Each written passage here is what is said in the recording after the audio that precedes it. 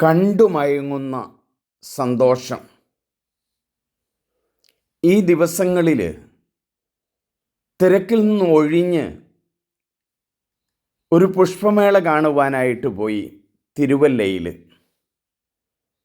3-4 മണിക്കൂർ അവിടെ ചെലവഴിച്ചു. പൂക്കൾ കാണാൻ, നല്ല ചെടികൾ കാണാൻ ധാരാളം ആളുകൾ അവിടെ വരുന്നുണ്ടായിരുന്നു. ശ്രദ്ധിച്ച് ഞാൻ അവരെയൊക്കെ ഒന്ന് നോക്കി. പൂക്കളെ മാത്രമല്ല, ആ വരുന്ന കൂട്ടത്തിൽ അധികവും കുട്ടികളും 1-2 ചെറുപ്പക്കാരും മാത്രമേ ഉള്ളൂ. പ്രായം ചെന്ന ആളുകളുമുണ്ട്. ആ പൂക്കൾ കാണുമ്പോൾ അവരുടെ മുഖത്ത് വിരിയുന്ന മനോഹരമായ പുഞ്ചിരികളും സന്തോഷങ്ങളും എൻ്റെ ഹൃദയത്തെ മതിച്ചു. സന്തോഷമായി. പെട്ടെന്നൊരോർമ്മ. ഏതാനും വർഷം മുമ്പ് ഒരു സ്കൂളിൽ പോയ ഓർമ്മ. ആ സ്കൂളിൻ്റെ അടുത്തുകൂടി റോഡ് ക്രോസ് ചെയ്ത് വലിയൊരു കനാല് പോകുന്നുണ്ട്. ഡാമിൽ നിന്ന് പോകുന്ന വെള്ളമാണ്. അതിൻ്റെ അടുത്ത് തന്നെയാണ് ഒരു ഹയർ സെക്കൻഡറി സ്കൂള്.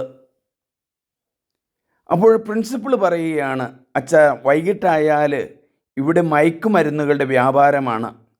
ഞങ്ങളുടെ കുഞ്ഞുങ്ങളെ ഈ മയക്കത്തിലേക്ക് വിടാതിരിക്കാൻ ഞങ്ങൾ ഒത്തിരി പരിശ്രമിക്കുന്നു.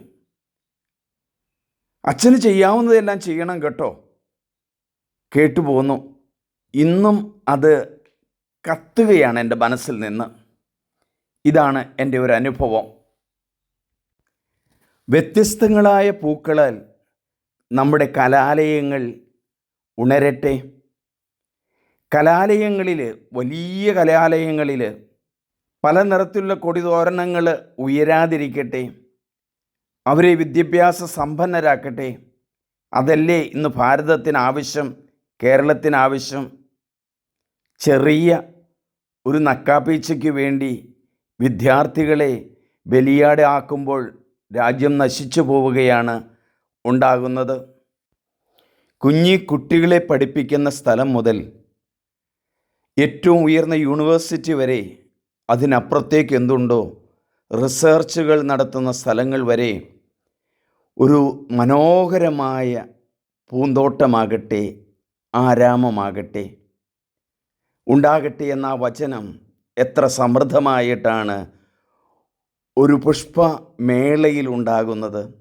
വിദേശത്തു നിന്നുള്ള പൂക്കളും നാട്ടിലെ പൂക്കളും ചേർന്നപ്പോൾ മനോഹാരിത വളരെ വലുതായി. ഇത് കാണുന്ന എല്ലാവരെയും ദൈവം അനുഗ്രഹിക്കുന്നു. കുട്ടികൾക്ക് വേണ്ടി പ്രാർത്ഥിക്കുന്നു. ദൈവം നിങ്ങളെ അനുഗ്രഹിക്കട്ടെ. എൻ്റെ പേര് സണ്ണി പുൽപ്പറമ്പിൽ. സബ്സ്ക്രൈബ് ചെയ്യണം, ഷെയർ ചെയ്യണം. ജയ് ഭാരത്.